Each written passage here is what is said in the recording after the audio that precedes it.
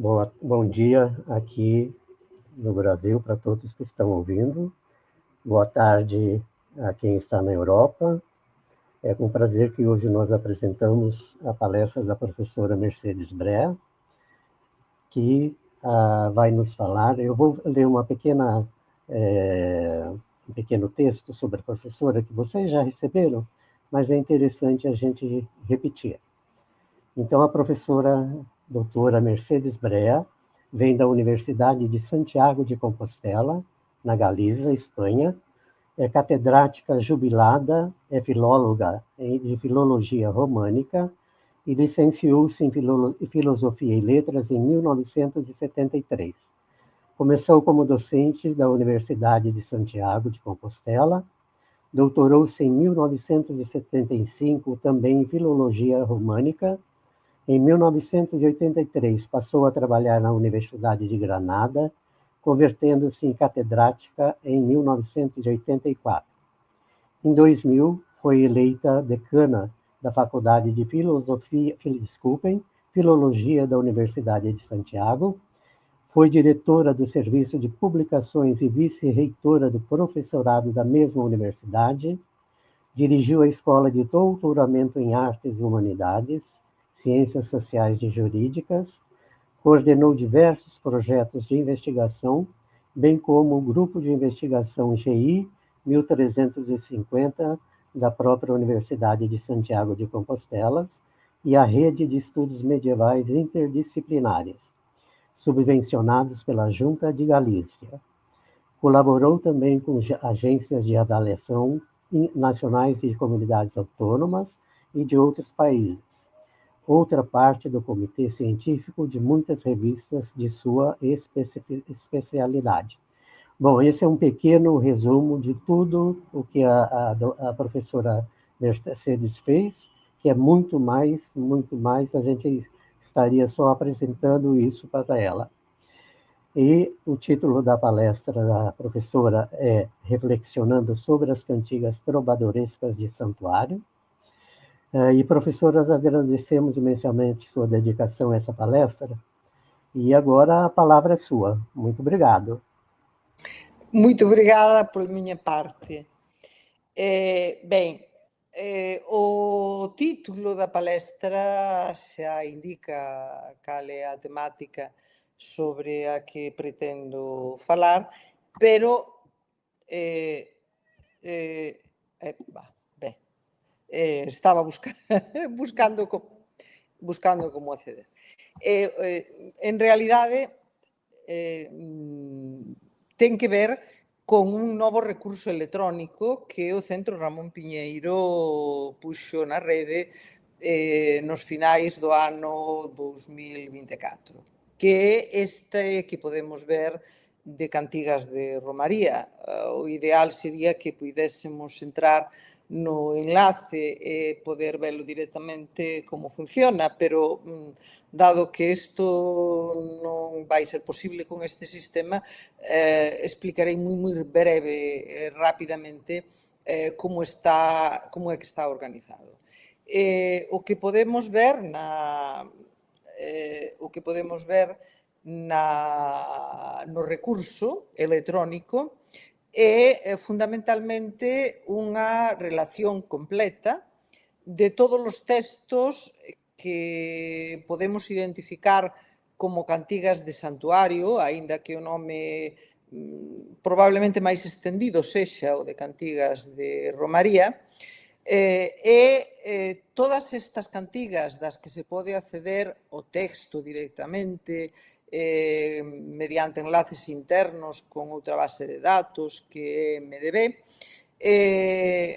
aparece tamén unha pequena indicación sobre quen é o autor, evidentemente, de cada texto, coa posibilidade de enlazar a información que MDB ofrece sobre eses autores, pero a novidade, o aspecto máis importante desta ferramenta é o mapeado. É dicir, hai, como se pode ver nesta diapositiva, un mapa que lamentablemente non podo ampliar para poder mostrar con máis detalle, no que están situados os santuarios que puidemos identificar. Aquí convén aclarar que non en todos os casos está moi claro cal é o santuario ao que se refiren os trovadores nos seus textos. Noutros non ofrece ningunha dúbida.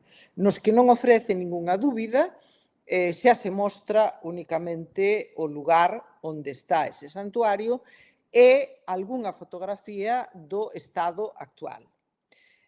Nos casos nos que existen dúbidas, o que se pode ver neste recurso é a referencia de todos os santuarios que identificamos como posibles, o que non quere decir que sexan todos os que existen, senón todos os que, bueno, sí, pasa un pouco máis, bueno, xa non sei se para adiante ou para atrás, pasa para adiante aquí, aquí está ben, sí, aquí está ben, no anterior. Pido disculpas pola deficiente manexo da presentación. En casos como este, por exemplo, que corresponde a Lopo Xograr, nese mapa pequeno que aparece aí á dereita, pódense ver varios puntos. Por que? Porque resulta moi difícil saber cal pode ser ese San Leuter, que é o nome co que aparece, que menciona nas súas cantigas. Nestes casos, o que fai esta ferramenta é mostrar unha pequena información sobre o que, por diversos motivos, consideramos que é o máis probable, con fotografías dese santuario. Pero tamén se indica a ubicación e se proporcionan fotografías do resto das ubicacións posibles. Non hai máis que ir clicando sobre cada un dos números, cada un dos puntos que figuran no mapa, e así é posible ver cales son esas posibilidades. Como digo, penso que é unha ferramenta bastante completa, bastante divulgativa, porque tanto pode ser utilizada por aqueles que únicamente desexan disfrutar duns textos que constitúen un conxunto realmente orixinal dentro da produción lírica medieval, non exclusivamente dentro da produción galego-portuguesa, pero ao mesmo tempo con estas posibilidades de ter información sobre os autores, sobre os textos, ver os textos, evidentemente ler os textos, e ubicar sobre o terreo os lugares onde podían estar. En moi poucos casos quedan restos medievais, en algúns sí, hai algún resto medieval do que puido ser o santuario que coñeceu o trovador, noutros casos, pois, o que hai son pequenas ermitas ou santuarios actuais que xa non teñen nada que ver co que podía haber na Idade Media, pero, bueno, que na maior parte dos casos mantéñense aínda no lugar en que realmente estaban.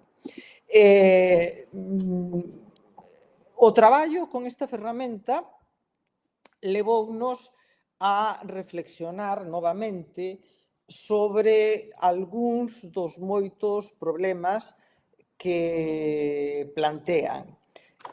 Porque, bueno, como todo, é probablemente menos o que sabemos que o que nos falta por saber, afortunadamente, porque así queda traballo por diante para toda a xente nova que está incorporándose a este mundo e para que virá aínda, non?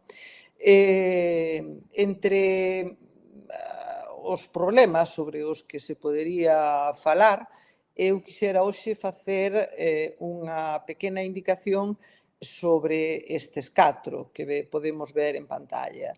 Ten máis sentido falar de cantigas de romaría ou falar de cantigas de santuario? Os dous nomes, en principio, son utilizados, os dous poderían ser válidos, pero non son idénticos. Temos que ver por qué. Outro dos problemas, este sí ten unha explicación probablemente máis complexa, tampouco a imos deixar resolta, obviamente, e a posición na que foron transmitidos nos cancioneiros estes textos. A terceira cuestión, o terceiro aspecto ten que ver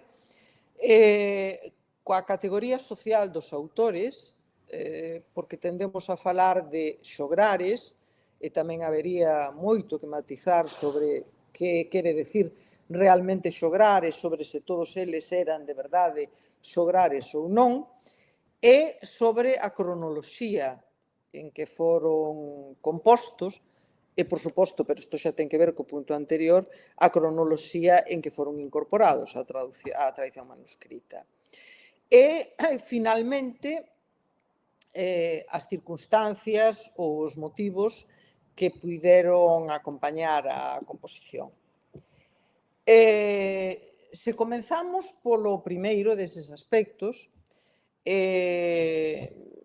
temos que deternos uns momentos no que poden ser os trazos caracterizadores deste conxunto de textos. Deste conxunto de textos que, como queda especificado aquí no primeiro punto, son aproximadamente 70 cantigas.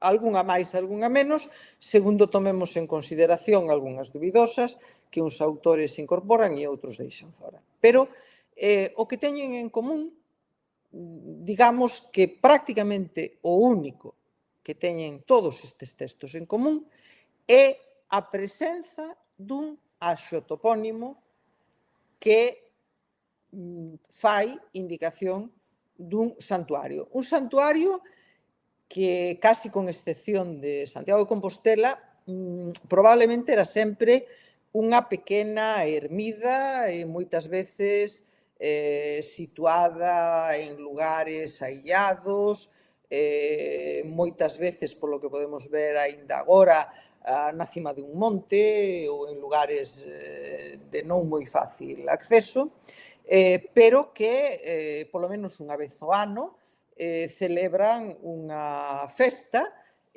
para celebrar a un santo que é o patrono do lugar, e son santos venerados aos que acoden moitas persoas de todo o entorno e ás veces mesmo de máis lonxe para pedir determinados favores. Favores que casi sempre teñen que ver pois coa saúde, pero que ás veces teñen que ver con problemas particulares que poida ter cada persoa.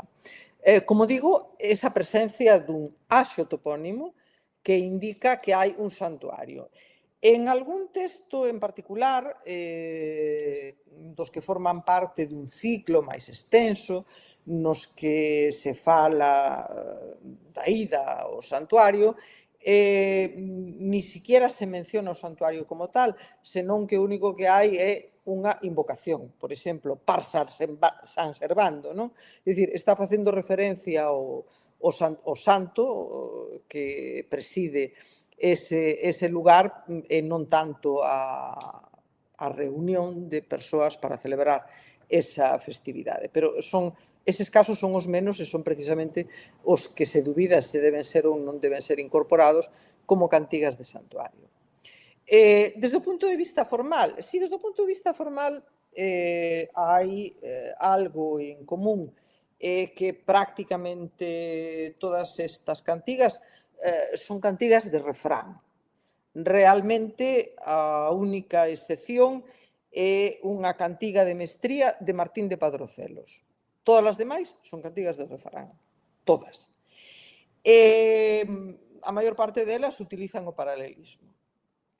Evidentemente, estes dous trazos non servirían como definitorios para identificar as cantigas de santuario, posto que un bo número, un número bastante significativo, sobre todo de cantigas de amigo, están construídas como cantigas de refrán e están construídas co paralelismo de cantigas de amigo e tamén moitas cantigas de amor, non? De maneira que isto non é específico deste bloque de cantigas. Simplemente dáse esa circunstancia de que non se emprega a modalidade de mestría máis que nun caso illado e que se tende a utilizar o paralelismo Curiosamente, en cambio, o que nos podería parecer característico, porque sí é característico tamén de un tipo particular de cantigas de amigo, como é o Leixaprén, está pouco presente. Resultanos moi familiar pura e simplemente porque sí que empregan o Leixaprén, Mendiño e Martín Kodax, pero cando un revisa todos os textos non deixa de chamarlle a atención o feito de que, a parte deles, o único que emprega o Leixaprén é Martín de Xinzo en 3 das súas 7 composicións. É dicir, o resto das cantigas non empregan o Leixaprén. Da mesma maneira, aínda que as combinacións métrico-rimáticas, os esquemas métrico-rimáticos en xeral son dos máis xerais, hai bastantes casos, pero non son tampouco a maioría da modalidade de dístico monorrimo con un verso de refrán, pero tamén aquí chama a atención que se poden rexistrar estruturas bastante diferentes e algunhas delas con un grao de elaboración bastante máis alto do que cabería esperar. Da mesma maneira, a medida dos versos, pois, simplemente para que se poida facer unha idea, oscila entre versos de 5 sílabas, que son os menos, realmente estes versos encóntranse sobre todo no verso de refrán, en moitos casos, pero poden chegar a ser versos de 16 sílabas. E hai algún esquema rimático que é exclusivo de algún texto, é dicir, que non se repite no resto do corpus. Co cal, as características formais son bastante máis chamativas do que en principio cabería esperar e, por suposto, moi pouco unificadoras, por decirlo de alguna maneira. É dicir, aí non imos encontrar elementos que nos axuden a definir como grupo particular o das cantigas de santuario de Romaría. Si hai referencias explícitas a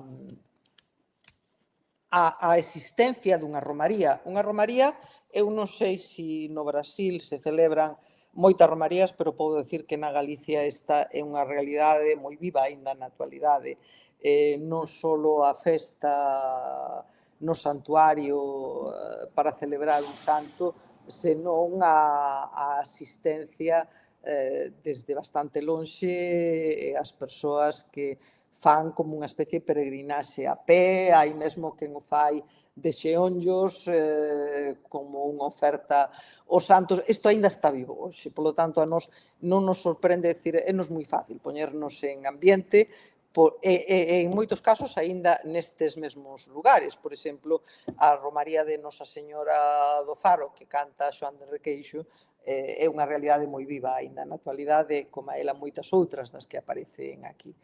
En algún caso illado, a festa que se menciona na cantiga non é exactamente a celebración da Romaría, que adoita ser o día do patrón, senón a festa de consagración do propio santuario. Pero xa digo que estes son casos moi contados. Que elementos ou que aspectos poden chamar a nosa atención sobre a existencia dunha romaría? Bueno, pois estas expresións que se repiten, ir en romaría ou facer romaría, pero que non está presente máis que en 10 cantigas, é dicir, nunha porcentaxe relativamente pequena. A unha romaría deste tipo vaise orar, rogar, facer oración, e isto só se ve en 16 destes textos. É moi frecuente tamén que se aproveite para queimar candeas, é dicir, para poñerlle unha veliña ao santo para pedirlle o favor ou para agradecerlle un favor. Normalmente, casi sempre, en torno ao santuario e durante a celebración adoita haber algún baile.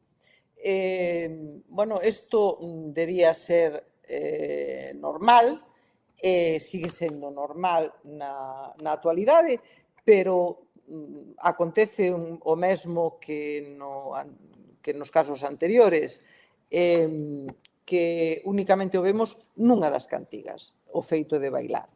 Porque, en realidade, o obxectivo fundamental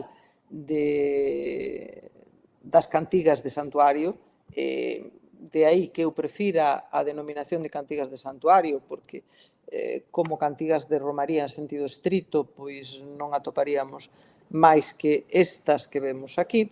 É dicir, un número moi limitado e non en todas elas están presentes eses elementos. O obxectivo fundamental nestas cantigas é o encontro co amigo. O encontro que unhas veces é un encontro desexado, ou é un encontro buscado, ou é un encontro non realizado e lamentado, ou que pode estar vetado pola nai, pero o encontro co amigo é o que busca a protagonista das nosas cantigas de santuario. Quería poñer algún exemplo para que isto se vira con maior claridade. O único caso no que podemos ver xuntos estes elementos propios das romarías é esta cantiga de Airas Carpancho. Por facer romaría puxen meu corazón a Santiago un día, por facer oración, e por verme o amigo loguí. É dicir, isto que o que lle interesa realmente á protagonista aparece reiterado no refrán, por ver meu amigo loguí. O que ela desexa é encontrarse co namorado. E se ser tempo e miña madre non for, porque a madre adoita ser un obstáculo, sempre está vixiando a filla, querrei andar moi leda e parecer mellor, e por ver meu amigo loguí. Quereu ora moi cedo probar se poderei ir, queimar mias candeas, con gran coita que hei, e por ver meu amigo loguí. Esta sería unha cantiga de romaría típica, é dicir, aquí sí aparecen, agás o baile, como explicaba antes, aparecen todos os elementos definitorios dunha cantiga de romaría, pero este é o único exemplo no que se dan todos estes elementos xuntos. Nas outras cantigas pode aparecer un deles, poden aparecer dous, pero non aparecen máis. Pero gustaríame que vísemos, ainda que fose rapidamente, algún exemplo adicional, sobre todo porque son dos máis coñecidos por todos. Unha das máis significativas cantigas deste grupo é a atribuída nos cancioneiros italianos, nos apógrafos, atribuída a Mendiño. Coloquei ao lado dúas fotografías actuais da illa de San Simión, que en realidade, como se pode ver perfectamente, non é unha, senón que son dúas, que agora están unidas por unha ponte, son a illa de San Simón e a illa de San Antón. O feito de colocar as dúas fotografías é porque unha delas está tomada coa marea baixa e mesmo dá a impresión de que efectivamente é posible chegar á illa, é posible chegar camiñando. En realidade, hoxe non se pode. Na Idade Media, ao mellor sí, hoxe non. E a outra está tomada con marea alta, e aí xa se ve perfectamente a imposibilidade de ir camiñando dende terra firme ata a illa. O que nos permite entender moito mellor moito mellor o que di a amiga neste texto. Se íame unha ermida de San Simión e cercaron-me as ondas que grandes son. Eu atendendo meu amigo e berrá, unha vez máis, por que foi a illa a ermida de San Simión? Para esperar o amigo. Estando na ermida ante o altar, cercaron-me as ondas grandes do mar. Eu atendendo meu amigo e berrá, e cercaron-me as ondas que grandes son. Non hei barqueiro nen remador. Eu atendendo meu amigo e berrá, e cercaron-me as ondas do alto mar. Non hei barqueiro nen sei remar.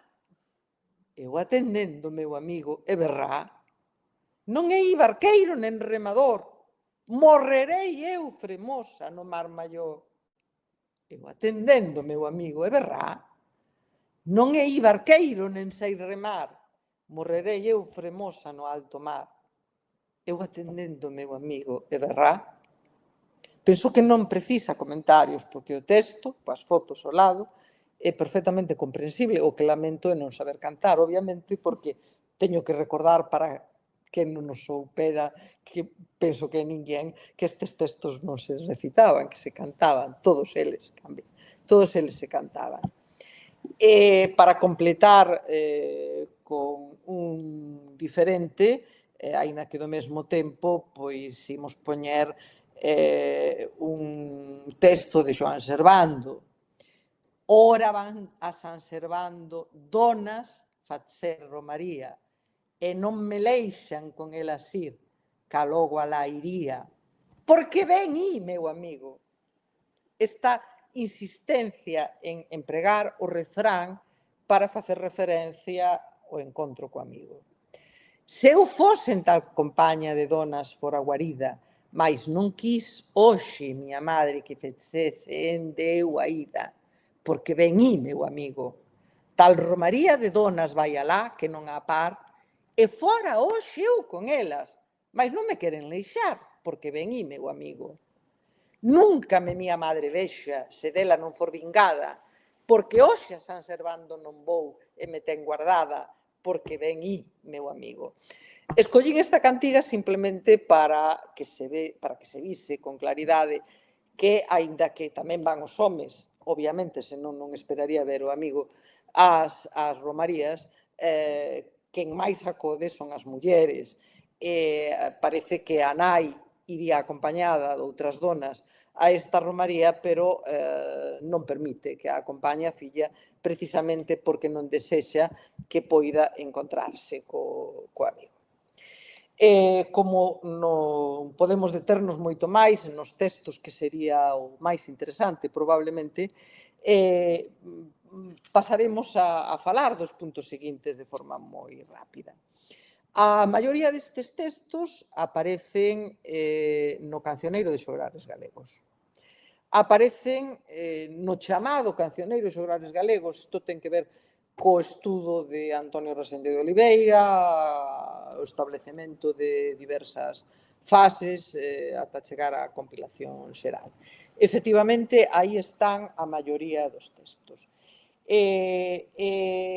Analizando como están un pouco dispostos dentro do Cancioneiro de Xograres Galegos, pois Pilar Lorenzo deduciu xa que é moi probable que existise en algún momento previo unha antoloxía de cantigas de santuario constituída a partir de rótulos individuais, e que esa primeira selección se fose despois completando con testemunhos de outros xograres que podían ser incorporados en grupiños de 2 ou 3 autores, etc.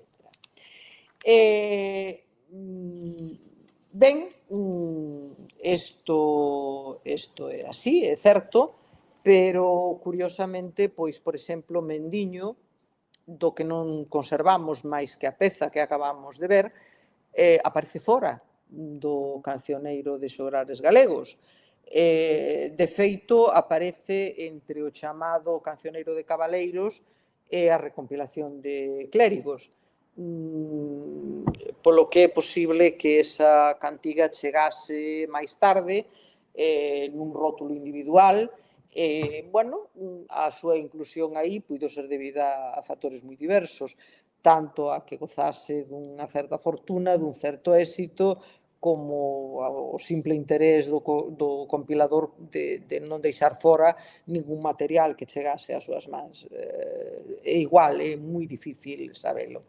Pero o que me interesa destacar, porque isto ten bastante que ver tamén coa condición social e coa cronoloxía dos autores, é destacar como antes do Cancioneiro de Xograres Galegos aparecen autores como Aira Escarpancho, Pero Viviáez, Afonso López de Ballán, Pai Gómez Xariño, Airas Núñez e Sancho Sánchez, que non teñen nada que ver co Cancioneiro de Xograres Galegos. Como se pode ver, bueno, non aparecen ni siquiera uns a continuación dos outros. Algúns sí están máis ou menos agrupados, pero con respecto a outros hai como unha certa distancia. O que nos leva o punto seguinte, que ten que ver co feito de si son todos xograres ou non.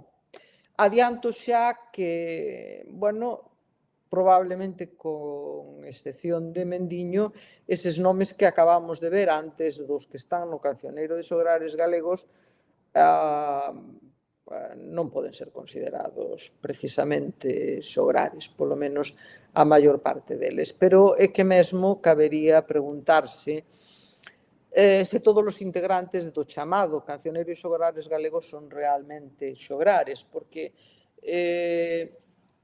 en que nos baseamos para dicir que son xograres?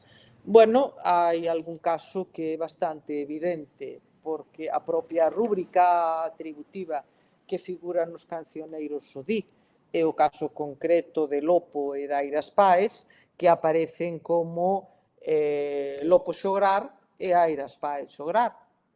Polo tanto, se damos credibilidade ás rúbricas, pois efectivamente xa nos está indicando o que son. Outras veces o feito de que non teñan apelido, de que únicamente se coñezan por un nome como Mendiño ou como Golparro. Bueno, alguén que non ten apelido, pois sí, bueno, pode que fose un xograr, que se ganase que a vida pois interpretando cancións de outros e incorporando algunha propia. O máis frecuente, de todas maneiras, nestes autores é que aparezan como con un nome de pila, con un nome propio, e logo un topónimo que probablemente é o lugar de procedencia. Pero de Bardía, Pero de Ver, Martín de Padrochelos, Joan de Cangas, Martín de Xinso, etc. É dicir, hai un topónimo que parece que indica de onde proceden. Hai mesmo un caso moi curioso, que é precisamente o de Joan Servando, onde parece que o autor optou por incorporar a modo de apelido o nome do santo, porque o santo cantado por Joan Servando é sempre San Servando. Aproveito para dicir algo que aínda non comentei, e é que o normal é que cada un destes autores estea asociado a un único e sempre o mesmo santuario, e que non haxa, o sea, non só non aparezan varios santuarios nun autor, senón que nin siquera varios autores canten o mesmo santuario, non. Hai unha asociación directa, autor-santuario, autor-santuario. A cada autor corresponde un santuario e a cada santuario corresponde un autor, con unha excepción única que teremos que comentar.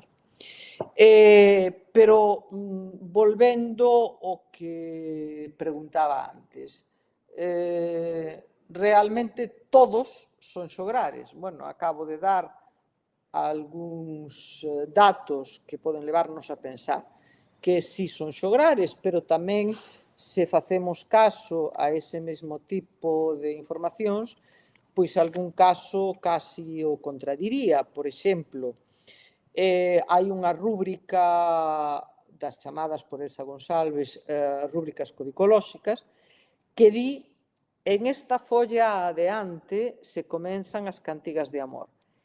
Primeiro trovador, Bernal de Bonaval. Bernal de Bonaval forma parte do Cancioneiro de Xograres Galegos e responde a ese esquema de un nome propio e un topónimo.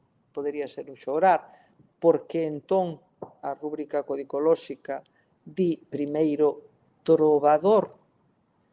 Non nos imos meter agora na dinámica de discutir a suplicación de Guirao Riquieri, a declaración de Afonso X e o establecemento de distintos tipos de xograres ata chegar aos trovadores, pero non deixa de ser algo chamativo. E igual que pode ser chamativo que algúns casos, como por exemplo Nuno Trets, pois parezan ter nome e apelido como calquera trovador, é dicir, que contradí as indicacións anteriores. Pero máis interesante que todo eso é o feito de que en calquera caso as cantigas de santuario o que non son é patrimonio exclusivo dos xograres galegos. Porque vimos que nunha posición anterior a eles nos cancioneiros aparecen pezas de autoría distintas. En concreto, deses autores que mencionábamos antes, Airas Carpancho, Pai Gómez Chariño e Airas Núñez non deixaron máis que cada un deles unha única peza que poida ser considerada, e con dúbidas, que poida ser considerada cantiga de santuario. E os tres, e esta era a excepción a que me refería tamén hai un pouco, fan referencia a Santiago. É dicir, tres trovadores que se refiren a Santiago. Cando falaba da dúbida é porque en algún caso non se menciona Santiago como santuario, senón que hai a invocación a ai Santiago, patrón. É dicir, bueno, ao mellor esa peza habería que deixala fora. Pero, volvendo á condición destes autores, sabemos que Airas Carpancho e Pai Gómez Chariño eran nobles. E agora non entramos a si eran da gran nobleza ou da pequena nobleza ou cabaleiros, pero era da clase aristocrática. E Airas Núñez era clérigo. É dicir, non eran estritamente xograres. Ademais, a composición de Airas Núñez é bastante significativa, e volveremos a falar dela no próximo punto, que é o último, o cuarto, porque refírese expresamente a peregrinación que realizou a Santiago de Compostela o monarca Sancho IV. A peregrinación a Santiago era unha tradición real que, curiosamente, interrompeu Afonso X. Afonso X probablemente estivo en Santiago, pero antes de acceder ao trono, dende que foi coronado monarca ata a súa morte, non pisou Santiago nunca. E, dende logo, non fixo esa peregrinación oficial que si retomou o seu fillo Sancho IV e que fixera previamente o seu pai Fernando III, que foi tradición durante séculos e que segue sendo tradición. De feito, o día 25 de xullo aínda se conserva a oferta rexia ao apóstolo Santiago, cando é ano santo normalmente acode directamente o rei a facer a ofrenda, e cando non é ano santo, pois delega nalgúnha autoridade de Galicia. Pero, en principio, aínda se mantén tantos séculos despois esa tradición. Pero o curioso de todo isto, moito máis curioso que todo o que acabo de decir, é lembrar que, como tivemos ocasión de ver, a única cantiga de todo o bloque que reúne prácticamente todos os elementos que poderían ser definitorios dunha cantiga de romaría é xustamente Airas Carpancho. Non os xograres galegos, senón Airas Carpancho, un noble. Pero Viviais, pola súa parte, era un burgués ou un membro da pequena nobleza, e na que a identificación segue sendo dubidosa, Afonso López de Vallán é un personaxe moito mellor coñecido porque pertenceu a unha importante familia noble portuguesa, aínda que unha parte da súa actividade se desenvolvese no entorno de Afonso X tamén. E Sancho Sánchez, segundo a propia rúbrica que figura nos cancioneiros, foi outro clérigo que podía ter habitado tamén na zona de Santiago. Polo tanto, que podemos concluir? Pois así, efectivamente, existiu un grupo de xograres que dedicaron unha parte significativa, nalgúns casos a totalidade da súa produción conservada, a ensalzar ou promocionar un lugar de culto que, como decía a maior parte dos casos, é unha ermida pequena na que se veneraba unha imaxe milagreira, pero cales son as auténticas motivacións destas cantigas? Pois, para gustos, como sempre, cada un pode opinar o que lle parece mellor. É dicir, para algúns críticos, pois, o que se busca é facer propaganda dun lugar de culto, evidentemente que acodan moitos fieles a unha celebración litúrxica para conmemorar a un santo que lle vayan pedir favores ou agradecer favores xa realizados, normalmente conleva ofrendas en metálico ou en especias, dá igual, pero isto contribúe ao mantemento do santuario e contribúe a moitas outras cousas, polo tanto, é importante promocionar eses lugares de culto. Outra forma de facelo é, evidentemente, son o xénero dos milagres, non? Pero non estamos falando dese xénero, senón das cantigas de Romaría. Pero, nalgún caso concreto, e aquí o que habería que pensar é quen ten interese en promocionalo, o propio autor destes textos ou o seu mecenas, no caso de que sexa un xograr que está traballando o servicio de algún señor, pois pode ser ese señor o que de algunha maneira teña interés en que se promocione ese lugar de culto. Non podemos tampouco esquecer a posibilidade de que en algún momento exista unha intencionalidade política implícita, como pode ser o caso de Airas Núñez, tamén quizá o de Chariño, porque, como indicaron algúns críticos, entre outros Santiago Gutiérrez, non parece casual que os dous se refiran a Santiago e que o fagan no mesmo contexto da corte castellana de Sancho IV, como parte de un programa que, buscaba exaltar a ocasión desa viaxe a Galicia do seu soberano, que de alguna maneira tamén era como unha especie de reconciliación despois dos conflitos que tivera Afonso X co arcebispado. Pode haber moitos motivos. Pode tratarse tamén simplemente de que, se o primeiro cronolóxicamente como parece é Airas Carpancho, pois o mellor a súa cantiga tivo moito éxito, convertiuse nunha canción de moda, e, polo tanto, pois, outros decidiron imitala de algunha maneira ou aproveitar eses motivos para construir textos que remitisen a ela ou algunhas outras que en algún momento tamén tiñan moito éxito. Se son xograres e teñen que gañar a vida interpretando cancións, pois se conseguen ser escoitados en máis lugares e por máis persoas, pois moito mellor, non? Tamén, tampouco, digamos, descartaría que se tratase pois dunha especie de capricho do compilador, é dicir, simplemente ao compilador interesábanlle este tipo de textos por algunha razón, que pode ser de mero disfrute persoal, é dicir, ou tamén, como dicíamos antes, pois, bueno, están aquí, témolos aquí, non nos desperdiciemos e presentémolos de algunha maneira.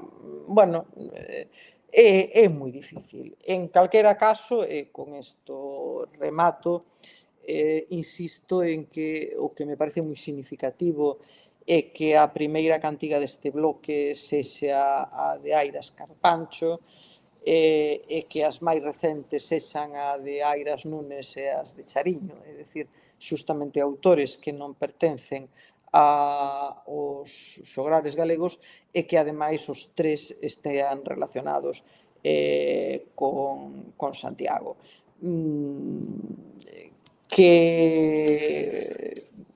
Que outras conclusións se poidan extraer de todo isto, pois deixo xa ao auditorio ou os posibles leitores da bibliografía de referencia que proporciono nesta última diapositiva.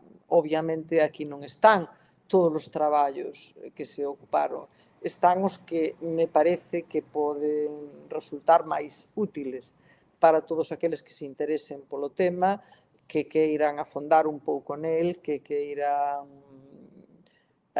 reflexionar tamén, pensar un pouco máis a fondo, buscar novas explicacións e novas solucións ás incógnitas que aínda temos, que aínda nos rodean, e que desta maneira, pois, entre todos poidamos contribuir a un mellor coñecemento da produción lírica trovadoresca galego-portuguesa. Moito obrigada pola atención prestada.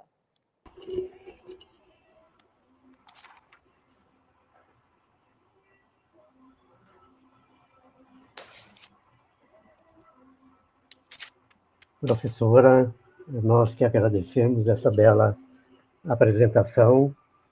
Muito interessante encontrar esses dados de santuário nas cantigas trovadorescas que a senhora apresentou. E como a senhora mesmo disse, deve ter muito mais ainda, não é? Deve ter dado o número de cantigas que nós temos. Muito obrigado mesmo. E espero que alguém tenha comentado ou feito alguma pergunta. Só uma informação pequena. Na tela da professora Mercedes aparece o nome da Carmen Santiago Gomes, que é a título dela. Técnica. Que é a técnica dela. Talvez alguém tenha se estranhado que o nome da professora Mercedes não apareça, mas é isso aí. Pelo menos pela face dela, todos nós conhecemos.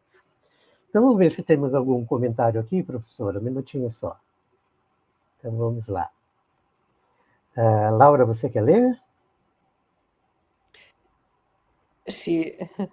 Acabo de ver algo que dicía sobre as amigas. Sí, as amigas, realmente o que lle interesaba do santuario, o que lle interesaba da romaría, era ter a posibilidade de encontrar o amigo. Probablemente ir celebrar o santo, ir facer oración e queimar candeas era un mero pretexto, non era o obxectivo. Está claro, e ademais o feito de que a referencia ao encontro co amigo se coloque de maneira tan frecuente no refrán, xa de por si mesma é significativa. Ótimo. Laurinha, você está por aí? Olá, Mariana. Mariana, querida. Oi, professor, tudo certo? Ok.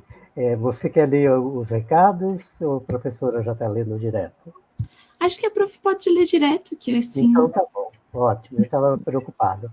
Mas acho que sim, porque ela falou com a Mariana agora, então tá ok. Sim, com a Mariana, estou vendo na pantalla Mariana Ramos. Isso, nossa querida amiga. Professora, foi ela a primeira a fazer a apresentação nesse evento nosso de cenas medievais, né?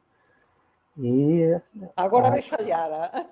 A Yara também, agradecendo a senhora.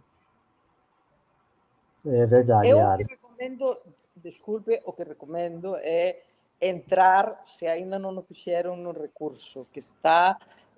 bueno, os enlaces pódense encontrar na presentación que enviei, desde a presentación aí probablemente clicando acceden directamente, pero está tamén o enderezo cantigasderomaría.org ou tamén se pode entrar a través de CIR.gal. É dicir, o recurso está en rede, está en aberto, francamente penso que é moi interesante, polo menos curiosear, entrar a velo, despois, dependendo dos intereses de cada quen, pois dedicarlle máis ou menos tempo. Ótimo.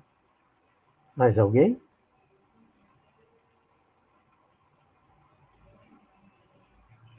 Bom, só reiterando que a apresentação da professora Mercedes foi gravada, está sendo gravada, né? Depois vai ficar disponível aos nossos alunos, orientandos e colegas. Mais ninguém, então? Então, professora, muito obrigado. Foi um prazer conhecê-la pessoalmente, entre aspas, porque nunca é igual, mas pelo menos a gente vê a pessoa, e o que é muito interessante. Né? Para todos nós, é sempre muito interesante ver as caras das pessoas das que só conhecemos. Exato, é verdade, isso mesmo. Então, muito obrigado, professora Mercedes, obrigada, Laura, que nos assistiu. Obrigada, Obrigado, Carmen, que está aí ao seu lado, e obrigado a todo mundo que apareceu, aliás, está reunido aqui. A Márcia está perguntando se a senhora virá ao Brasil. Seria uma honra, né, professora? Penso que non sei se me animarei xa a ir ao Brasil. Tiven a oportunidade de facelo hai moitos anos e agora a verdade é que xa estas viaxes tan longas non me fan tanta ilusión. Dame moita envidia a Yara, que a Yara vai e ven como se nada. Anda dun lado para outro todo o tempo, estamos da súa presencia con frecuencia, pero eu non me sinto con tantas forzas para viaxar sempre. É verdade. A Yara faz aqueles percursos dos velhos, né, navegantes portugueses, descobrindo vários lugares. E a Yara faz isso. Querida amiga. Então, tá bom. Muito obrigado, Mercedes. Muito obrigada. Obrigada pelo convite. Muito obrigado, então. Tchau, pessoal. Um abração. Um abraço. Tchau.